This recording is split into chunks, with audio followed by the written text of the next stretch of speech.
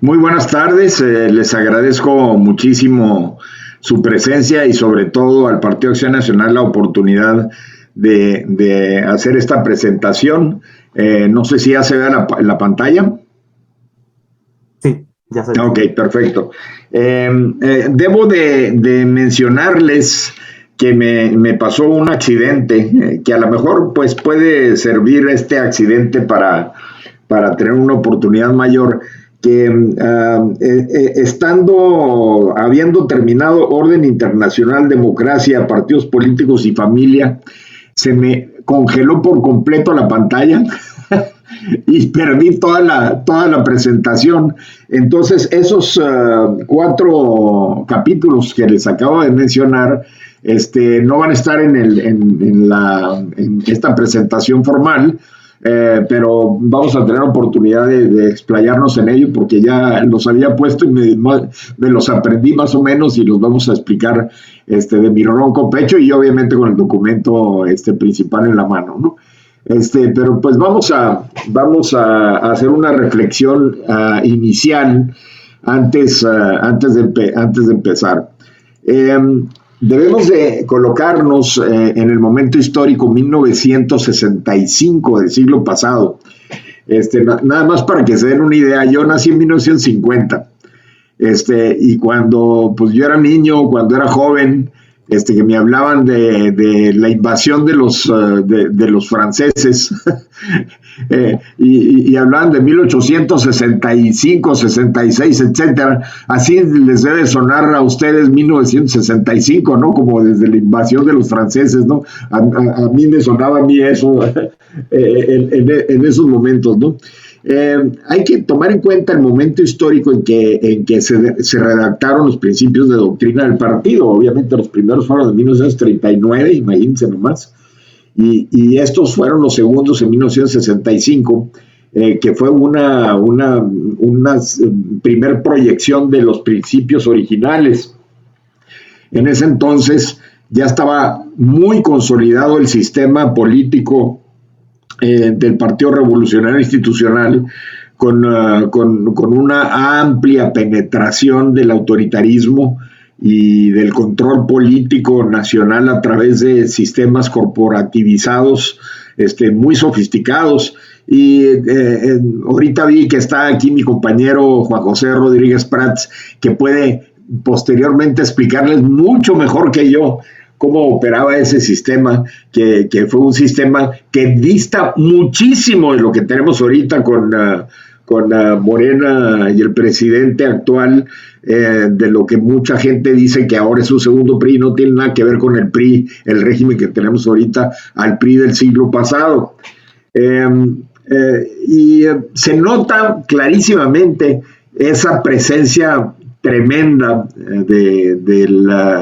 del PRI en la redacción de estos segundos principios de doctrina de 1965. Y poco a poquito vamos a ir explicando cada uno de ellos, ¿no? Tenemos el primer capítulo, que es la persona. Recuerden ustedes una cosa esencial del Partido Acción Nacional, que el Partido Acción Nacional se basa en la eminente dignidad de la persona humana. Por lo tanto, todo está centrado en la persona individual. El colectivismo queda en un segundo término. Lo importante es cada persona en su individualidad, ¿ok? Entonces, la concepción que tienen estos principios de doctrina de la persona humana es, obviamente, poniendo en su preeminencia la dignidad. La dignidad proviene, y esto es una situación de nuestros principios de doctrina basados en una filosofía judeocristiana, ¿ok? En donde el ser humano está hecho a imagen y semejanza de Dios. Entonces de ahí viene la dignidad del ser humano, es decir, el ser humano es importante, merece todos los derechos y toda la admiración de la creación, porque provenimos de esa imagen y semejanza, ¿no? De Dios. Aunque nuestro partido es un partido laico, su filosofía es de una raíz judeocristiana profunda, ¿no? Entonces, se concibe al ser humano integrado con su materialidad, que es nuestro cuerpo humano, físico, y con una alma espiritual que se tiene que atender desde todos los puntos de vista por parte del Estado y por parte de los propios integrantes de la comunidad, y que tiene características especiales como una inteligencia, una libre voluntad. La libre voluntad en el ser humano determina muchas de las cosas que hay que atender en relación con el ser humano.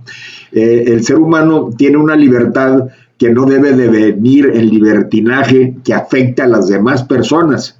Sin embargo, no puede estar tan restringida para impedirle el desarrollo de su persona, ¿ok? Y esa libre voluntad va aunado, va conectado con un ingrediente esencial que es la responsabilidad. Y la responsabilidad se tiene primero hacia uno mismo, hacia su propia persona, hacia su propia integridad, su propia dignidad, y luego hacia la dignidad y hacia lo especial de las demás personas, del prójimo que se le denomina, o las demás personas, empezando por la familia, por los amigos, por las gentes más cercanas, y luego por la gente de su comunidad, por la gente de su país y por la comunidad universal humana de todo el mundo, ¿no? El ser humano tiene derechos que son inalienables e inviolables, y también tiene obligaciones inherentes a su naturaleza individual y social. Estos derechos son los derechos humanos ahora ya proyectados en una concepción moderna, pero que ya se tenían detectados desde 1965 de una manera clara, no tan específica como lo tenemos ahora definido, pero estaba muy claramente establecido que esos derechos del ser humano inalienables e inviolables, y tenemos que es la libertad, la vida, etcétera, ¿no? Y luego las obligaciones de su propia naturaleza como un ser individual y como un ser social que es el ser humano, ¿ok? El ser humano tiene esta dignidad que viene siendo una situación inherente a sí mismo, sin ser un instrumento de personas o grupos o instituciones que no tengan menoscabo de su destino temporal y eterno. La libertad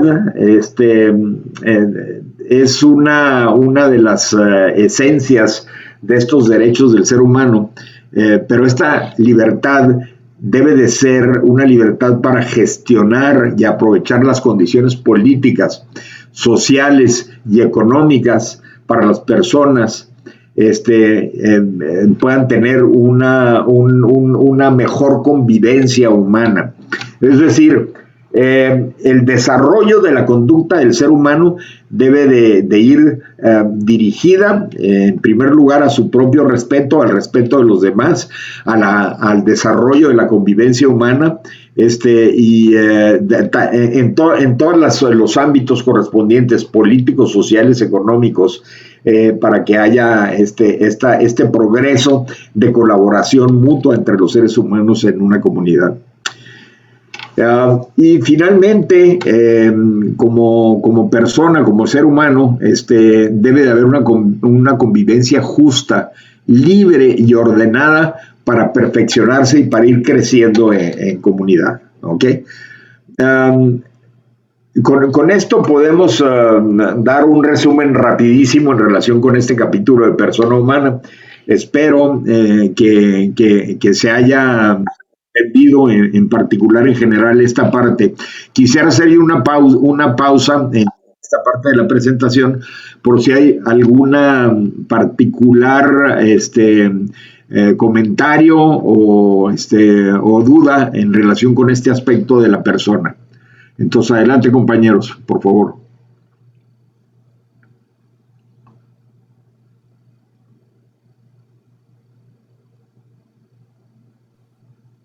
Si existe alguna duda, amigas y amigos, pueden vaciarlas aquí por el chat como lo hemos estado haciendo. De momento, querido Carlos, nos comentan todo muy bien, todo claro. Hasta el momento no hay ninguna duda. Perfecto, entonces continuamos con la presentación.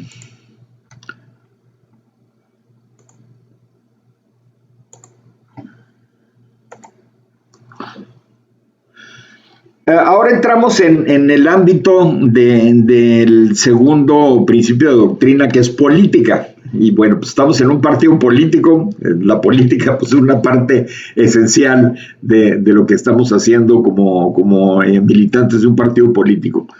La política es una actividad humana indispensable y superior.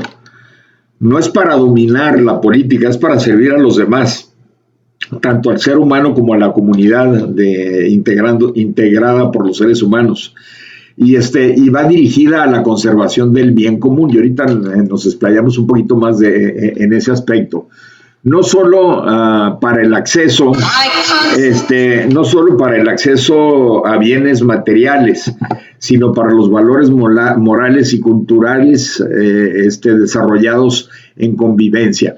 Es decir, la política tiene que ver con esa interacción entre los seres humanos en sociedad, en conjunto, que va dirigida a la obtención del bien común en particular. Y ahorita explico más adelante en qué consiste esto.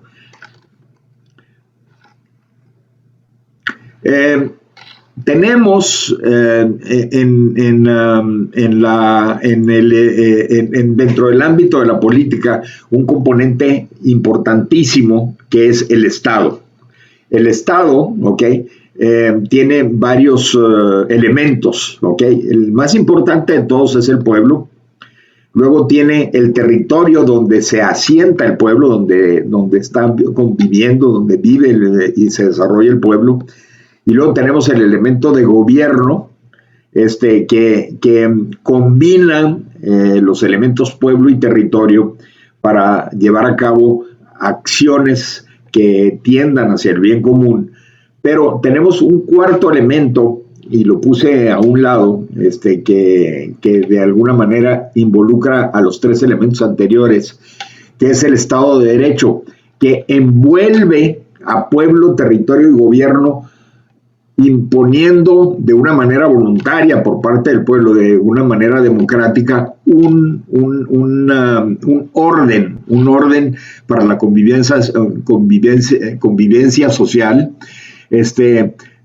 que es sancionado por el Estado con el propio organismo de gobierno y sistema legal, ¿no? Para los efectos de tener esa ordenanza de convivencia entre pueblo, territorio y gobierno para que haya armonía en el desarrollo del bien común. Ahora, hablemos del bien común. El objetivo del Estado es el bien común. ¿Qué es el bien común? Se especula y se dice mucho, hay mucho discurso en relación con el bien común.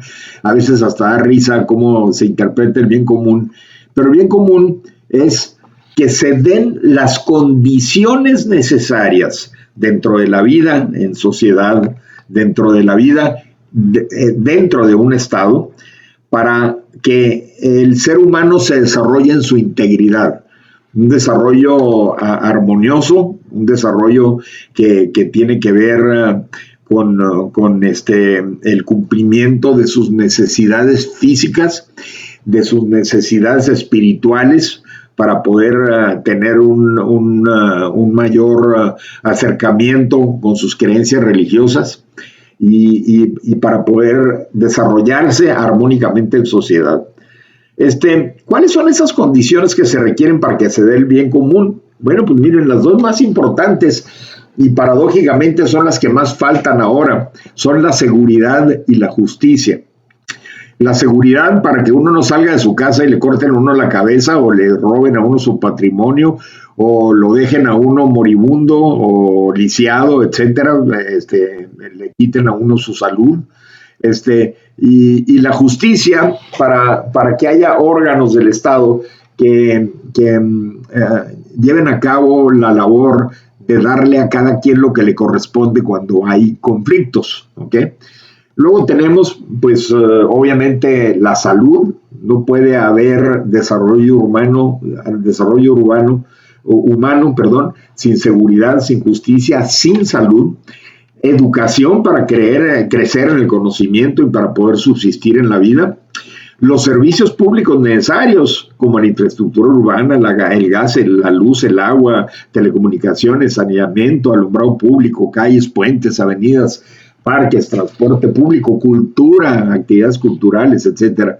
Y vivienda para poder tener un lugar donde desarrollar armónicamente a la familia.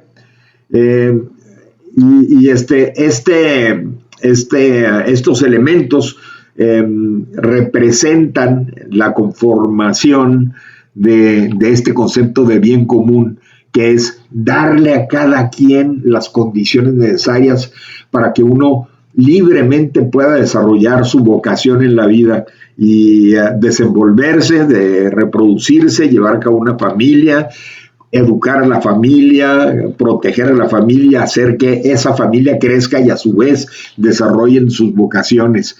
Eso es el bien común y eso es el objetivo principal del Estado, es el objetivo principal de la política y es el objetivo principal de nuestro partido político, es el logro del bien común.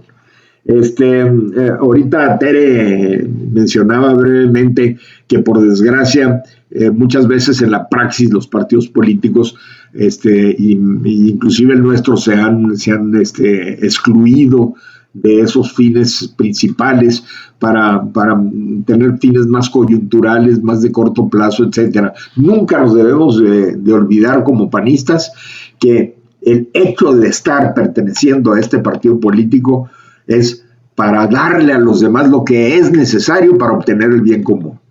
Importantísimo en el desarrollo de nuestro partido. Continuando con este concepto de Estado, pasemos a lo que es gobierno. El gobierno debe ser la expresión auténtica de la colectividad. Debe de ejercer el ejercicio recto de la autoridad sin dominio, sino con un basamento legal en donde todas sus actividades sean debidamente fundamentadas y motivadas para los efectos de que su actuación esté apegada 100% al Estado de Derecho y que el gobierno se dedique a realizar labores tendientes al bien común. No debe de ser el gobierno por ningún motivo un instrumento de lucha de clases sociales, debe de ser federado. Hay mucha discusión teórica en nuestro país de que nuestra federación fue como impuesta artificialmente porque era un país centralizado ya que provenía de la corona española y de las comunidades indígenas que eran sumamente centralizadas y autocráticas, y la federación fue impuesta artificialmente a través de una copia de la Constitución estadounidense. Sin embargo, ya llevamos desde el siglo antepasado esta estructura de federación que debemos de respetar porque es una estructura constitucionalmente establecida en donde se le da autonomía a los estados. Se dice soberanía, pero no es soberanía porque los estados están sujetos siempre a la soberanía de la federación. Pero sí es autonomía porque tienen sus propias constituciones que no pueden rebasar la Constitución Federal, pero sus constituciones establecen en el ámbito local, digamos, la estructura básica de la conformación de cada entidad federativa.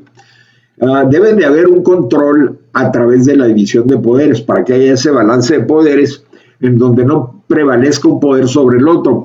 Y aquí en los principios de doctrina de 1965, que los invito a que los lean con cuidado, como decía nuestro maestro de Derecho Civil en la Universidad Iberoamericana, cómprense su código civil y lo ponen en el excusado, decía.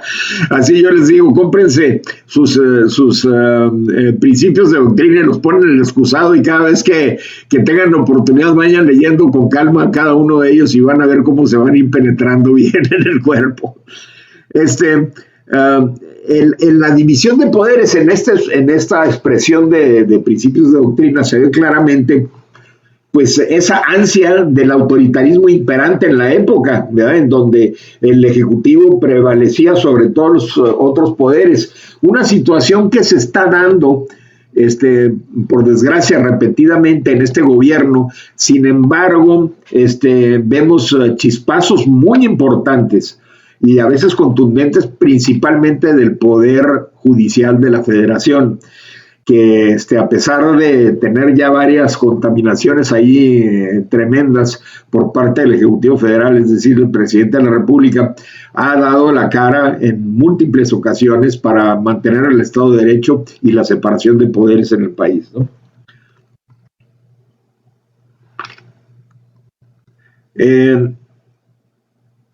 Continuando, perdón, aquí está.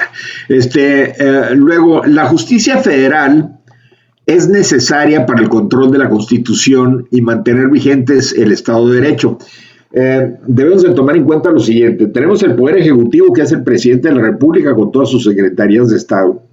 Luego, tenemos el Poder Legislativo, que a nivel federal está conformado por la Cámara de Diputados y la Cámara de Senadores. Los diputados representan a la nación o al pueblo. Los senadores representan a las entidades federativas de donde fueron elegidos los senadores, salvo los plurinominales, esos no saben a quién representan, pero en fin. Entonces, en la Cámara de Diputados se generan leyes y en la Cámara de Senadores también se generan leyes. Cuando hay leyes que se generan en la Cámara de Diputados, se revisan en la de Senadores. Cuando hay leyes que se generan en la Cámara de Senadores, se revisan en la de Diputados. Hay ciertas leyes que no pueden ser generadas más que por una sola Cámara, como las leyes fiscales nada más pueden ser generadas originalmente por la Cámara de Diputados. Ya hay ciertas disposiciones que tienen en exclusiva la Cámara de Diputados, como todo lo relativo al presupuesto de egresos de la Federación, es facultad exclusiva de la Cámara de Diputados. Y hay cosas que son exclusivas de la Cámara de Senadores, como todo lo relacionado con la política internacional, la designación de embajadores y una serie de designaciones, ministros de la Corte, etcétera. Pero la Cámara de Diputados tiene otras facultades de designación exclusivas, como los miembros, los consejeros electorales del Instituto Nacional Electoral, ¿no? Entonces, luego tenemos la justicia federal, revisa las actuaciones tanto del Ejecutivo como del Legislativo de que deben de estar apegadas a derecho. ¿Y cómo la revisa? La revisa a petición de parte, y las partes pueden ser individuos o pueden ser órganos del Estado, como pueden ser partes de minorías de las cámaras de diputados o de senadores a través de acciones de inconstitucionalidad. Pueden ser también órganos autónomos del Estado que pueden ejercer acciones de inconstitucionalidad, o pueden ser entidades de la Federación que pueden ejercer controversias constitucionales, o los individuos que pueden ejercer su derecho al amparo a través de diferentes modalidades que tienen el amparo. Y en todo caso, el Poder Judicial de la Federación es el que lo resuelve en diferentes instancias. A veces resuelve el juzgado distrito con una instancia superior que son los colegiados, a veces los unitarios, a veces se va directamente a la Suprema Corte de Justicia, como en las acciones de inconstitucionalidad, etcétera. Pero el Poder Judicial de la Federación tiene el control de la constitucionalidad ¿Qué quiere decir eso? Que hay una pirámide de leyes. La ley principal es la Constitución, digamos, la norma vigente máxima que hay en el país es la Constitución más los tratados internacionales. Y después siguen las leyes federales, luego las leyes locales, es decir, las de los estados o la de la Ciudad de México, y luego los reglamentos municipales, ¿ok? Entonces, ese es digamos, la pirámide de jerarquía de las leyes, ¿ok?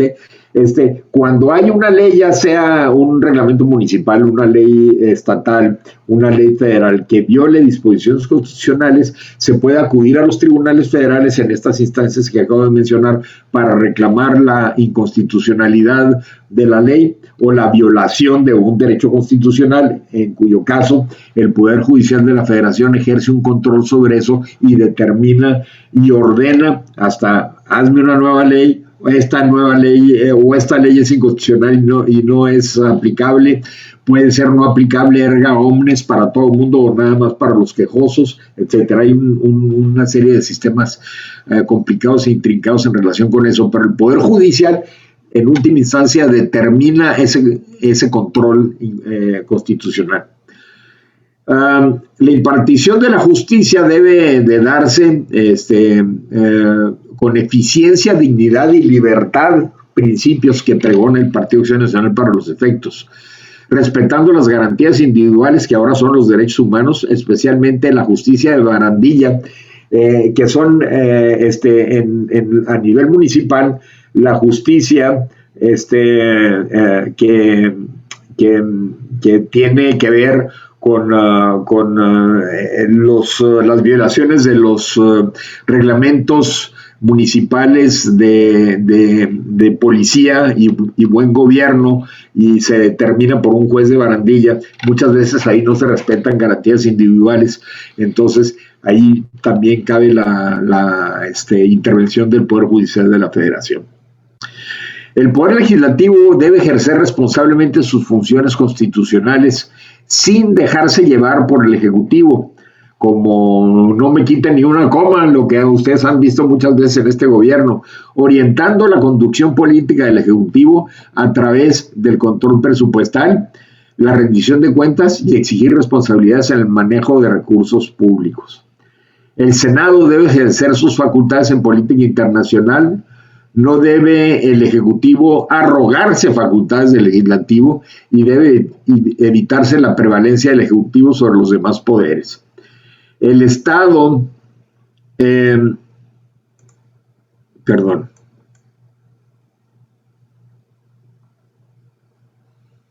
aquí no alcanzo a ver bien, un segundito.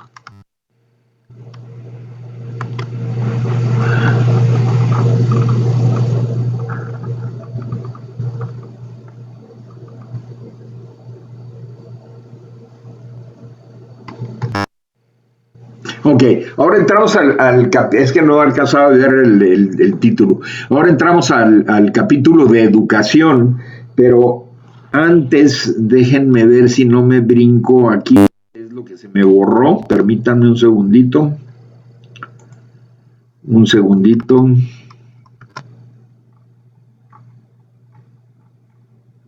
Sí, ahora es lo que se me borró. Vamos a entrar ahora a lo que es orden internacional. Y estas ahí no tengo diapositivas, por eso no las pongo, que fueron las que se me borraron.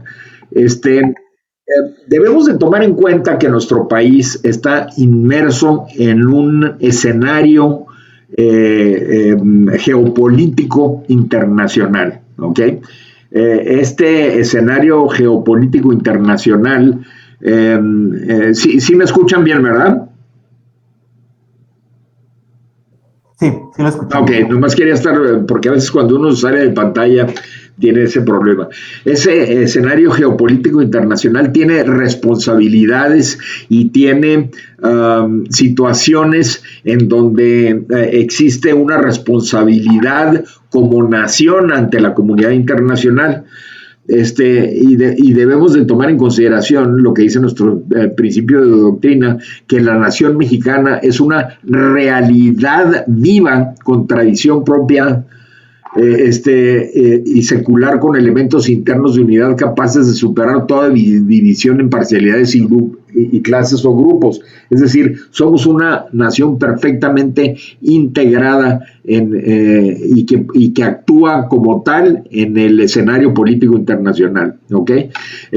Nuestro pueblo tiene peculiaridades exclusivas que nos dan una identidad ante el mundo, muy reconocida, o para bien o para mal, pero muy reconocida. Y con esa identidad participamos en el escenario político internacional con bases de igualdad jurídica y con un respeto común.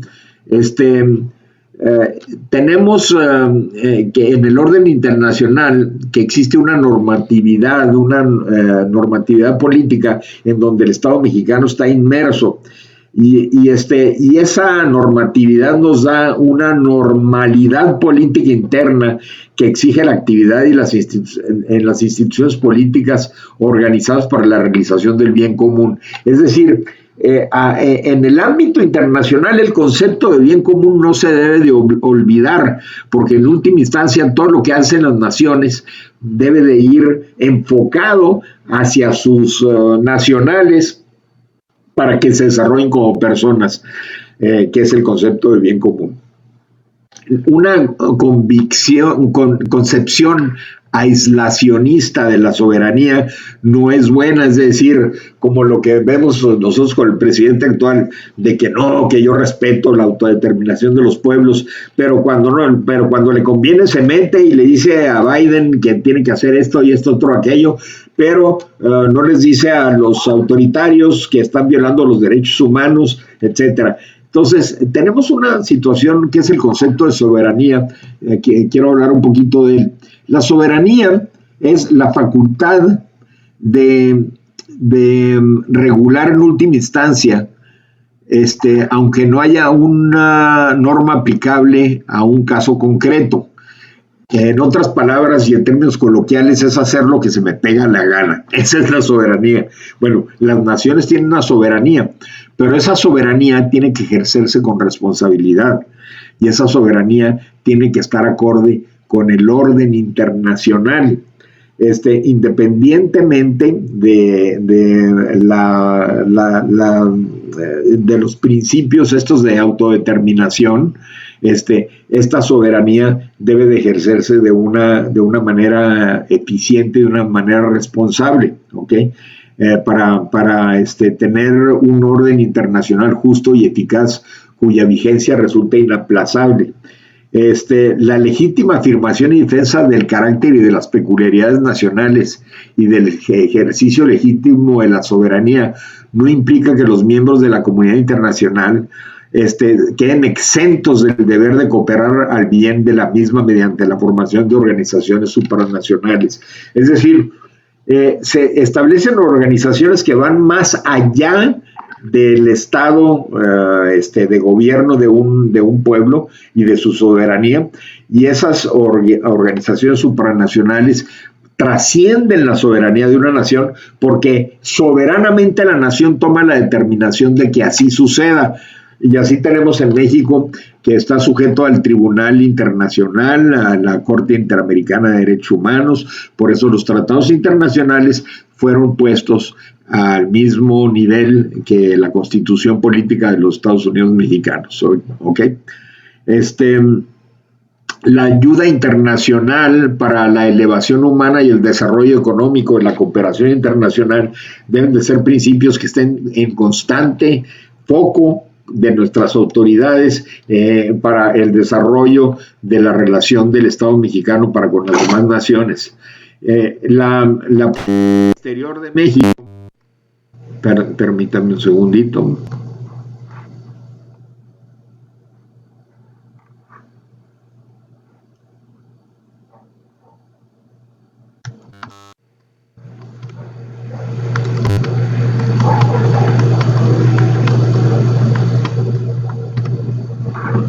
Que perdí aquí esto.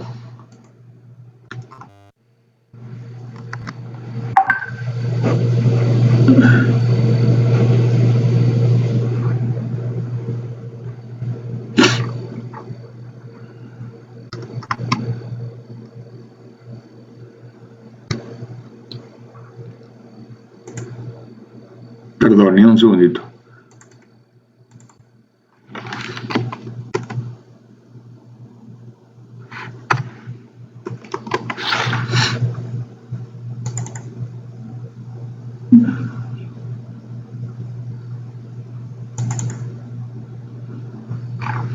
Hice algo y se me borraron aquí los principios. Ok. Ok, ya regresamos. Ok. La debida aplicación de estos principios de cooperación internacional deben de ser esenciales en el foco político del Ejecutivo de la Nación, que tiene a su cargo, junto con la coadyuvancia del Senado de la República, el desarrollo de la política exterior de México. ¿Okay? Entonces, no debemos de tener este anacrónico concepto de soberanía que ignora la sola convivencia entre los pueblos y que corresponde a conceptos desviados de autodeterminación y de no intervención, como lo mencioné. Cuando un pueblo distinto al mexicano, o un gobierno distinto al mexicano está violando derechos humanos, tiene el deber, nuestra nación, de denunciar esa violación de derechos humanos, y no lo que está sucediendo ahorita en el actual gobierno, que está pregonando por naciones que constantemente violan derechos humanos y no tienen un sistema democrático de gobierno, ¿no? Okay. Bueno, entonces pasamos a democracia. En democracia, estos principios de doctrina, quiero decirles, hablan muy poco de elecciones, hablan mucho del autoritarismo, hablan mucho de un deseo, digamos, a largo plazo del Partido de Acción Nacional para que haya democracia en el país, manteniendo principios básicos, pero no aterriza en lo que es la democracia electoral como lo que tenemos ahorita. ¿Por qué? Porque en 1965 teníamos pues estábamos en la cúspide del autoritarismo del PRI. En 65 teníamos si no es a López Portillo o a Díaz Ordaz, si mal no recuerdo, en el gobierno federal, en donde pues teníamos de esa férrea digamos, control político por parte del Ejecutivo Federal a través de un partido oficial que era el Partido Revolucionario Institucional, en donde todo lo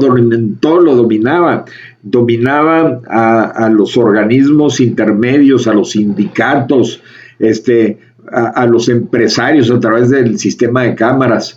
Dominaba a través de los sectores popular y campesino,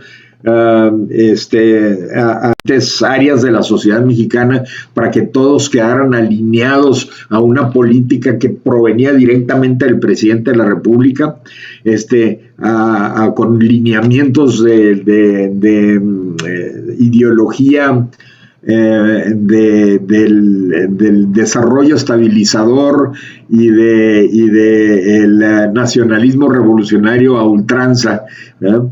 Entonces, en ese entorno se desarrolla esta expresión nueva de la democracia en el partido, y aquí hay un parrafito que quiero leerles, que es muy interesante, que nos da a ver cómo se encontraba el Partido Acción Nacional, en qué estado de ánimo en ese momento. Déjenme ver, encontrar el parrafito, pero es muy interesante. Miren, todo régimen democrático debe respetar, promover y garantizar, mediante procedimientos electorales imparciales y objetivos, la expresión y representación de las minorías. O sea, aquí el PAN estaba aspirando a ser minoría, ¿no? Porque ni siquiera se le respetaba a la minoría, ¿no?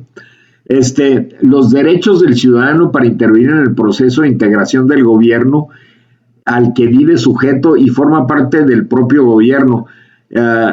y formar parte del propio gobierno, y debe asegurar a los ciudadanos la libertad de información y su libertad de criticar a quienes ejercen el poder.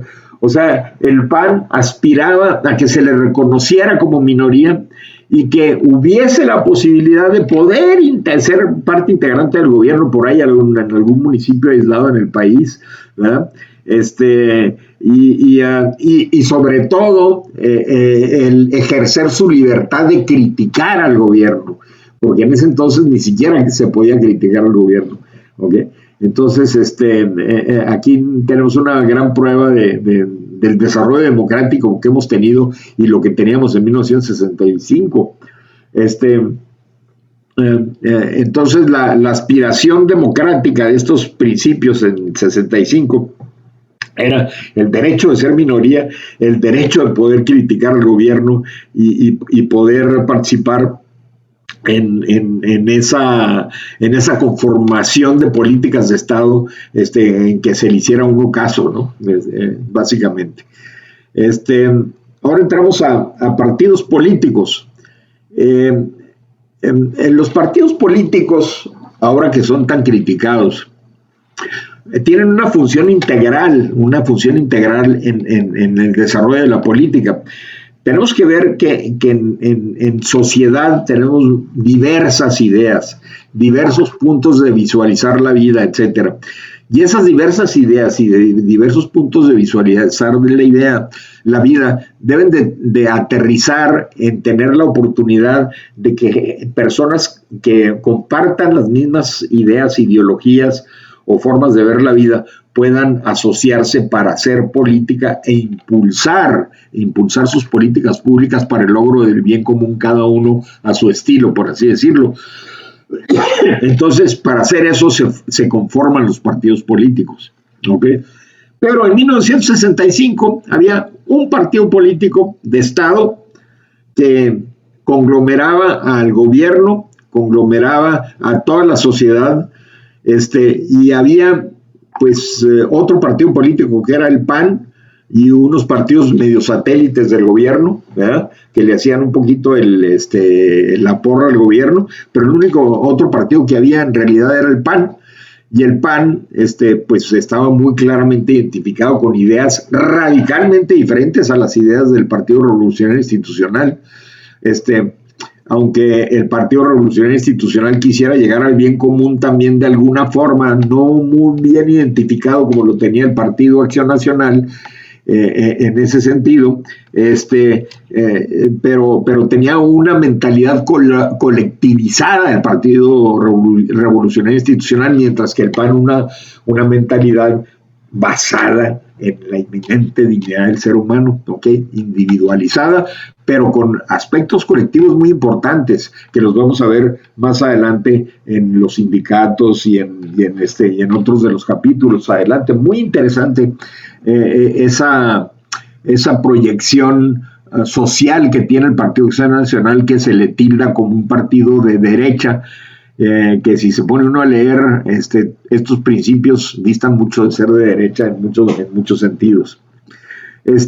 Aquí lo importante de los partidos políticos es de que se critica acremente en estos principios de doctrina a un partido de Estado que está identificado con el Estado y que nomás tiene una sola directriz, utilizando bienes públicos del propio Estado para los efectos de promover una visión política, ¿no? Entonces se critica fuertemente eso en esta parte de los principios de doctrina.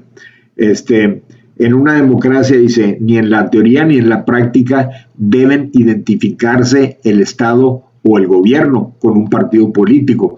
Por eso resulta inadmisible la existencia de un partido oficial que mediante privilegios y con características inequívocas de dependencia administrativa se mantiene en México para asegurar la continuidad de un grupo en el poder, la familia revolucionaria, con los pretextos de la estabilidad política, de la interpretación y subdesarrollo político del pueblo. Fíjense, con los pretextos de la estabilidad política, o sea, porque hay estabilidad y orden, tenemos que tener un partido oficial, de la interpretación perdón, de la impreparación y subdesarrollo político del pueblo, que todavía dista mucho para que lo obtengamos. Lo hemos podido ver con todo lo que sucede ahora con López Obrador, ¿no? De que tenemos un gobierno malísimo y el pueblo enamorado del presidente de la República, ¿no? Que es un tercio nomás, es lo que yo interpreto, ¿no? Y de la necesidad de una eficacia gubernativa de la que el régimen debe tener el monopolio. Este parrafito de los principios de doctrina manifiestan de una manera extraordinaria el contexto que existía en 1965, ¿no?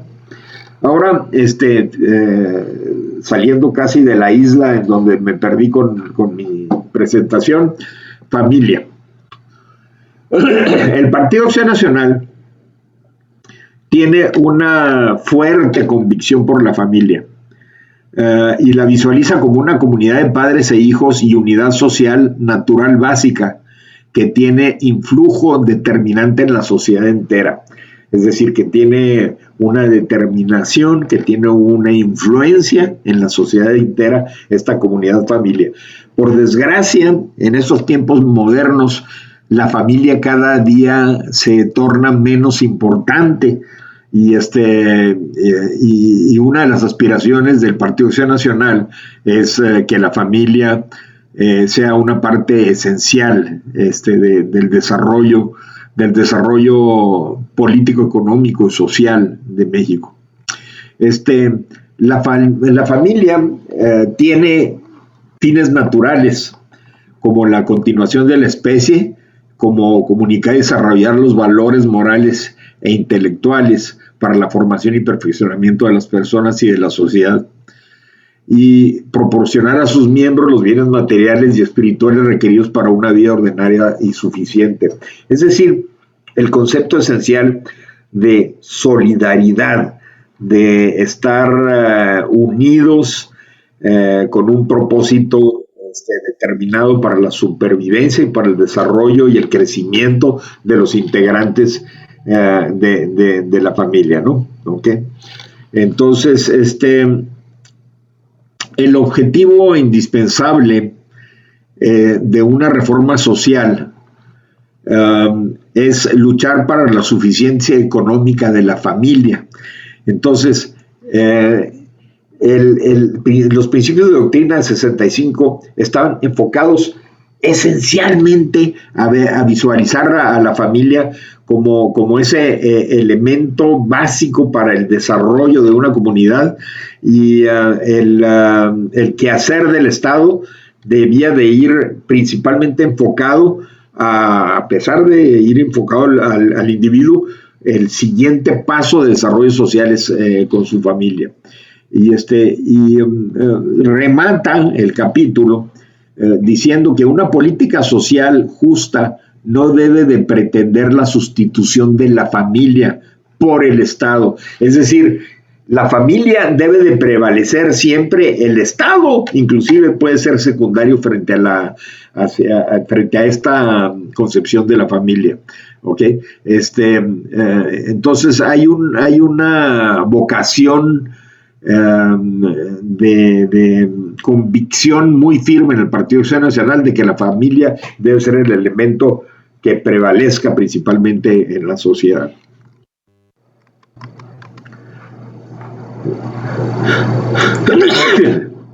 Perdón. Hasta aquí tenemos alguna pregunta de intervención. Antes de entrar a la última parte, donde ya nos vamos a ir un poquito más rápido, donde tengo establecido la presentación. ¿Alguna observación? Bueno, si no hay ninguna intervención o inquietud, ahorita en esta parte entramos a esta última secuencia ya con la presentación.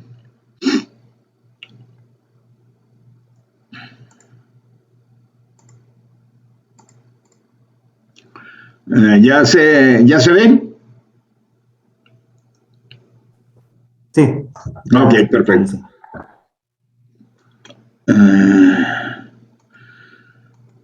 Bueno, ahora entramos a esta etapa que es educación. Educación.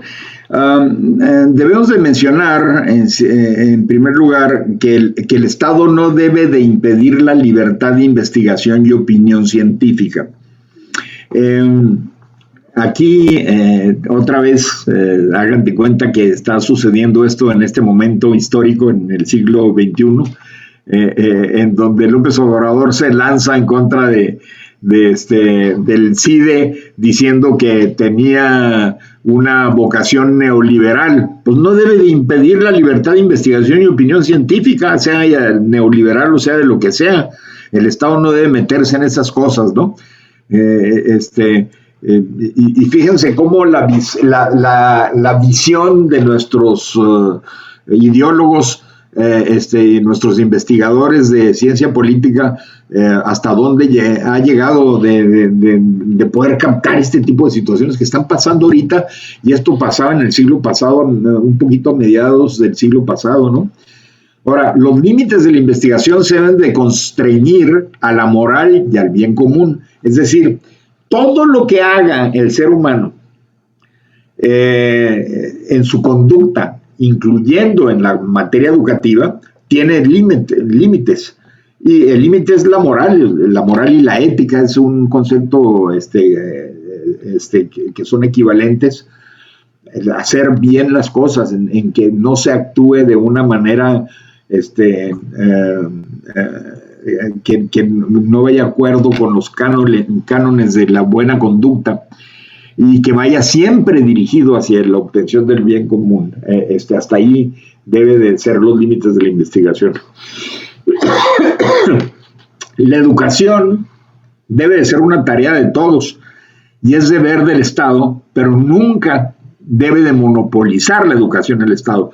Es decir, debe de haber siempre los espacios de la educación privada y de la educación libre que escogen los padres de familia.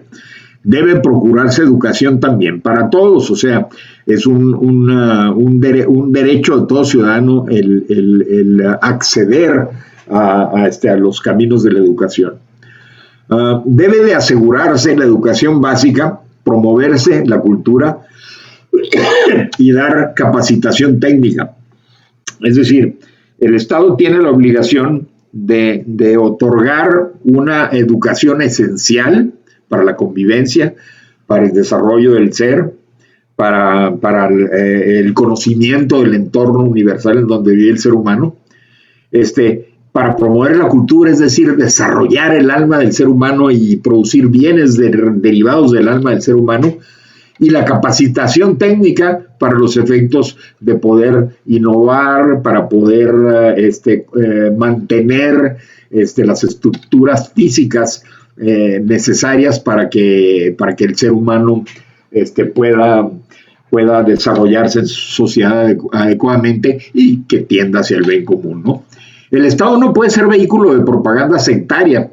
Lo que están sacando ahora en estos intentos de los libros gratuitos de proscribir todo lo que tenga que ver con el neoliberalismo y y poner a la cosa esa que le llaman la 4 transformación como si fuera un acto de fe, ¿verdad? Pues va totalmente en contra de estos principios de doctrina.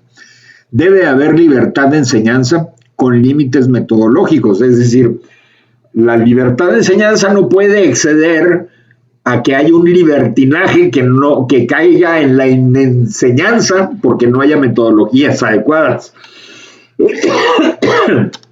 Y a la debida evaluación y organización para la expedición de constancias y títulos, es decir, que no puede ser una educación que no tenga forma de evaluarse y forma de poder constatarse de que se llevó a cabo a través de constancias y títulos, ¿no? Deben los padres tener la libertad de escoger la educación, como ya lo había mencionado, de sus hijos, porque la imposición de textos únicos no es deseable. En 1965, sí fue la época de López Mateos, salieron los libros de texto gratuitos, o los textos únicos, como se les decía, y hubo una fuerte oposición por parte del PAN y por parte de organizaciones de la Iglesia Católica en relación con textos que tenían sesgos revolucionarios, con un enfoque de nacionalismo revolucionario muy puntual, haciendo caso omiso de circunstancias históricas en donde se causaron efectos políticos distintos a la visión del régimen, ¿no? Y luego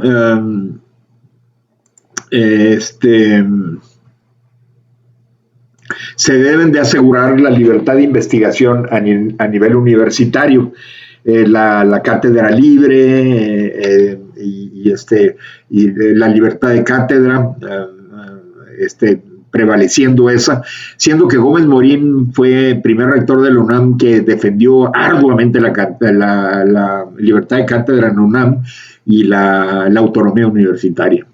El Estado debe aportar los medios económicos para las universidades sin limitar su autonomía. Es decir, el hecho de que el Estado aporte recursos económicos no implica que el Estado sea el que deba de dictar lo que deben hacer las universidades. La colectividad y el Estado deben de gestionar patrimonios para el desarrollo de las universidades y manutención de su autonomía. Debe de fomentarse la enseñanza técnica integral sin deformaciones en las especialidades.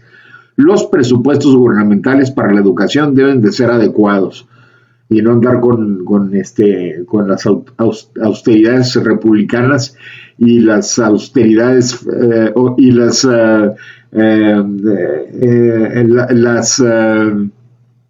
pobrezas franciscanas, ¿no? El derecho al trabajo es prerrogativo. Luego tenemos el siguiente capítulo, que es el del trabajo.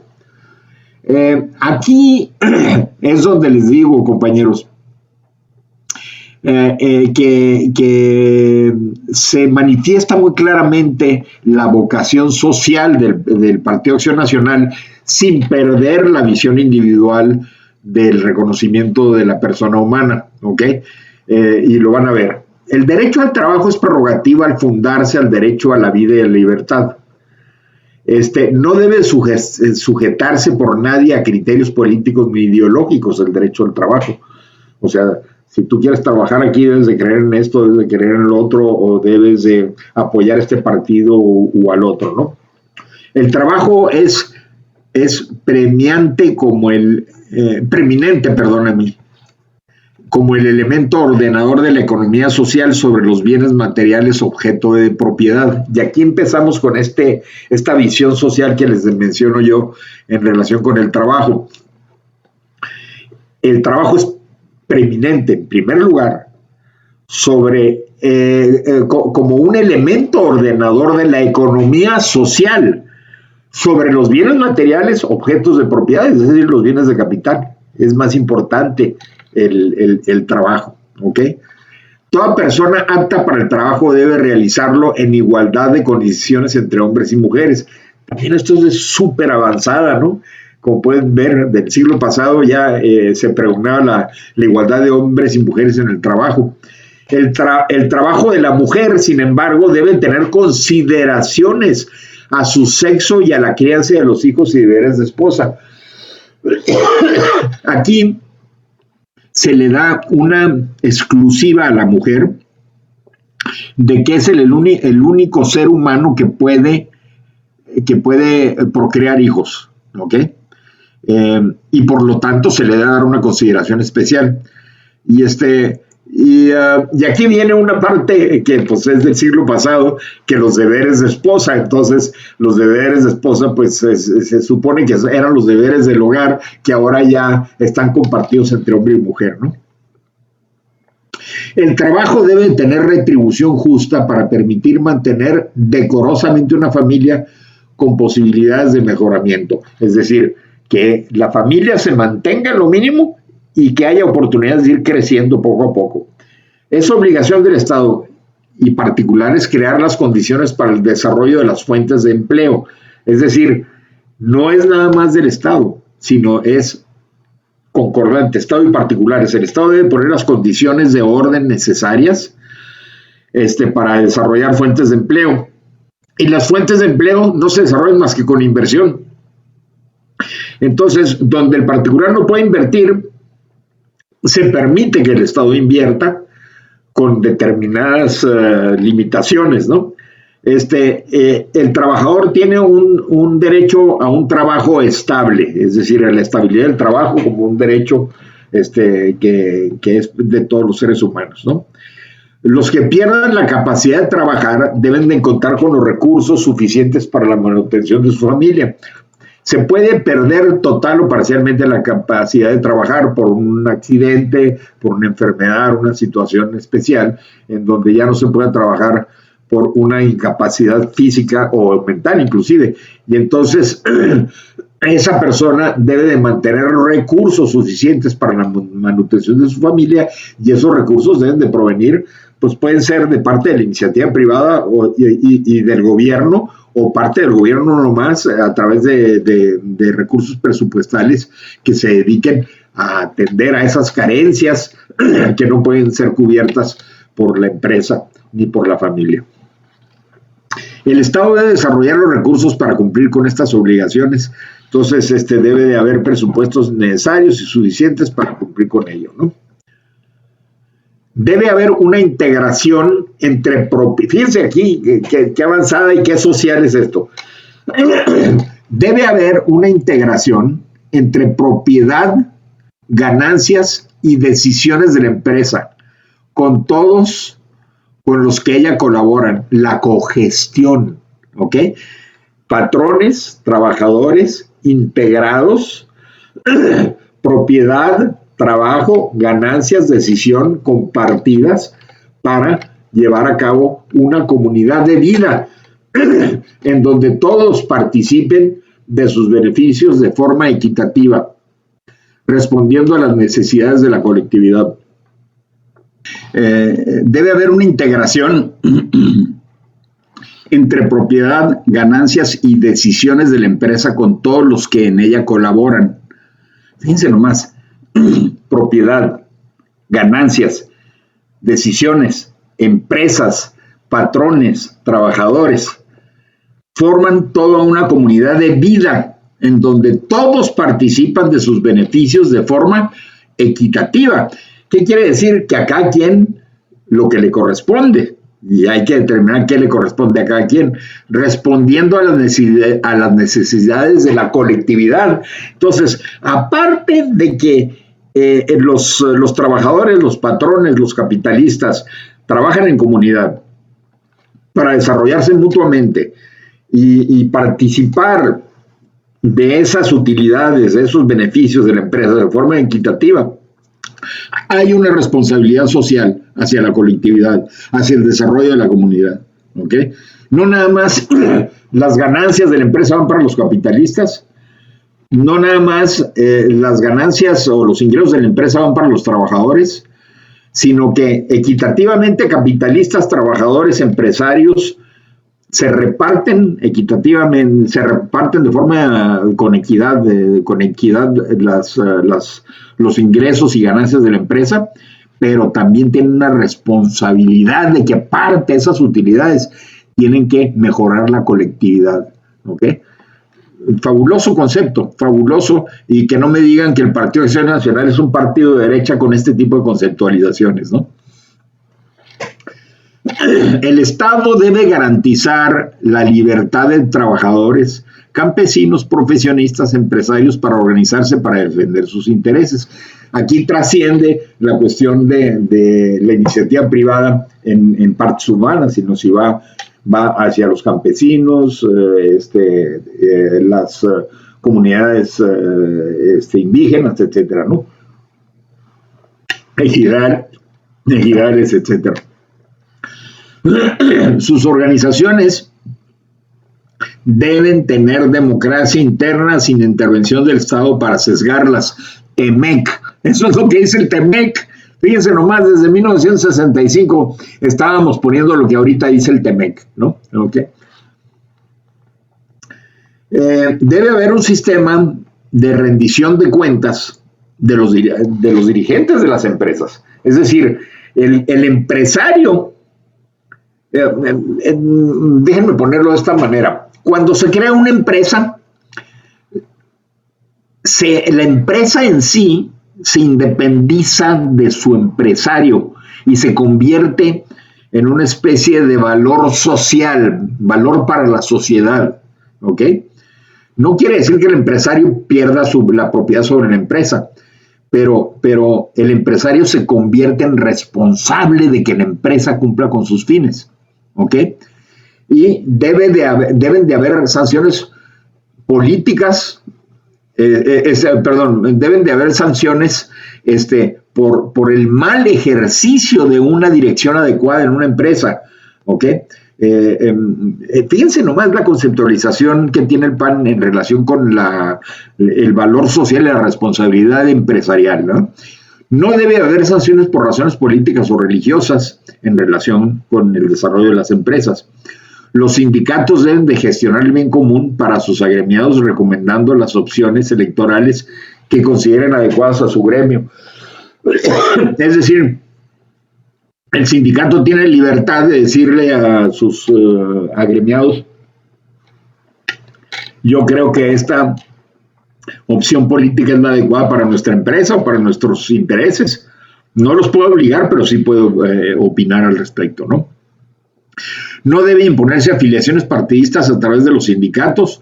Todos estos principios, bueno, esto es esencial, y acuérdense que en el siglo pasado había la CTM y la CROC y todas estas organizaciones sindicales afiliadas oficialmente al PRI, ¿no?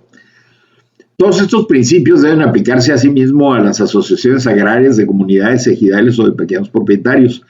Debe promoverse la empresa familiar para labores artesanales con un régimen jurídico adecuado.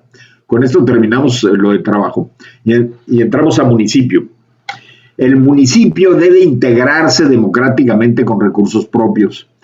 Esto de los recursos propios es bien importante, debe tenerse independencia fiscal. Debe estar sujeto a la vigilancia de los gobernados, es decir, a haber un sistema de rendición de cuentas. No debe estar sujeto a la intervención de los estados o de la federación que los priven de recursos o vulneren su autonomía. La economía debe ser un factor de armonía dinámica de las necesidades. Con esto debo de mencionar que en los principios de doctrina originales del municipio libre, en estos de 65, y las proyecciones, el municipio es una parte integrante y esencial de la doctrina del Partido Acción Nacional como base primordial de gobierno a nivel local, en donde la mayor parte de las actividades gubernamentales y de colaboración entre sociedad y gobierno se deben de dar a ese nivel municipal.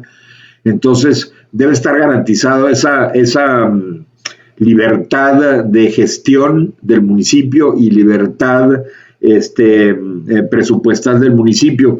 Todo esto vino a florecer de una manera extraordinaria con la reforma constitucional que se hizo con la negociación entre el PAN y Salinas de Gortari, en el gobierno de Salinas de Gortari, cuando se reformó el artículo 115 constitucional, que estableció, digamos, la constitución de los municipios, por así decirlo, ¿no? Que está en el artículo 115 de la Carta Magna, ¿no? Luego tenemos economía. La economía debe ser un factor de armonía dinámica de las necesidades de la persona, con la producción, distribución y consumo de los bienes y servicios que la satisfacen. Otra vez regresamos al factor central de la persona, con ese reconocimiento de que todo debe de ser alrededor del beneficio de la persona y para el desarrollo de la misma a través del bien común. La economía debe crear o mantener una base material estable para la realización de la libertad para ejercer los derechos y obligaciones de la persona, ¿ok? Base material estable para desarrollar ese bien común. La actividad económica debe estar sometida a la moral y valores de la vida humana. Otra vez, siempre la moral debe de estar sobre todas las actividades que hace el ser humano. No debe aumentarse el valor cuantitativo o cualitativo de las cosas a expensas de la justicia en la distribución de la cooperación social o de las libertades o derechos de las personas. Es necesaria la libertad de competencia limitada a la obtención del bien común. La competencia económica es sana, la competencia entre empresas es sana porque da raíz a innovaciones, da raíz al crecimiento de la riqueza, etcétera. Pero siempre no debe de abusarse del mercado de tal forma que se afecte al bien común. No debe haber un control totalitario del gobierno en la economía. Todos deben de cooperar por la justicia en el orden económico. Ahora los intentos de tomar el mercado eléctrico por asalto por parte del gobierno federal, pues es un control totalitario en un factor económico importantísimo del país, ¿no? Desde entonces ya se estaba luchando en contra de esto. El gobierno llegó a tener el 85% más o menos del control de la economía en la época ya de López Portillo, por ahí. Y desde 65 se estaba advirtiendo que eso no debería de pasar. Todos deben de cooperar por la justicia en el orden económico. El Estado debe fomentar el aprovechamiento racional de los recursos naturales y estimular y coordinar las actividades para la estabilidad de la economía. Entonces, el Estado debe ser un coordinador, un vigilante de que todo se dé en armonía. La iniciativa privada es esencial para el mejoramiento social, debiendo ser protegida por el Estado para su mejor desempeño. El Estado debe velar porque los frutos de la iniciativa privada tengan carácter social, haciendo que concurra al interés nacional y quede subordinada al bien común. De nuevo, moral, bien común, esos son los límites del quehacer humano. En donde no se da la iniciativa privada, el Estado debe urgir las actividades sociales sin menoscabo del desarrollo de la iniciativa privada. Es decir, interviene el Estado donde hay falta de iniciativa privada, pero el Estado debe promover que la haya, ¿no? No debe subordinarse las libertades al incremento de los bienes materiales. O sea, por más que sea una oportunidad de incrementarse los bienes materiales de una forma extraordinaria, nunca debe hacerse en menoscabo de las libertades.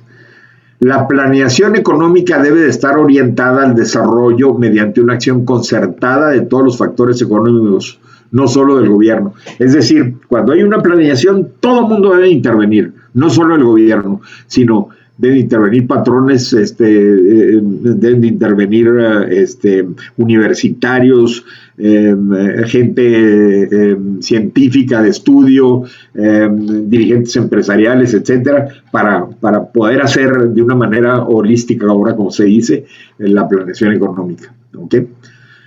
Justicia social. Creo que con esto es el último capítulo, si mal no me equivoco. Así es, querido Carlos. Sí, es un capítulo. Con esto nos lo echamos rápido para terminar el tiempo. Es largo este capítulo, todo este capítulo, pero ahí va. La miseria y la ignorancia se deben al desorden moral, económico y político, y solo podrán evitarse mediante un orden justo. Y aquí tenemos esta conceptualización de orden justo, ¿ok? Habiendo orden justo se combate a la miseria y a la ignorancia, que cuando no hay orden justo hay un desorden en moral y económico y político. Entonces debemos de pugnar siempre a que haya un orden justo. Debe haber una cooperación habitual para alcanzar un orden justo, que es el camino adecuado para la obtención de la justicia social. Debemos de perseguir el orden justo para obtener la justicia social.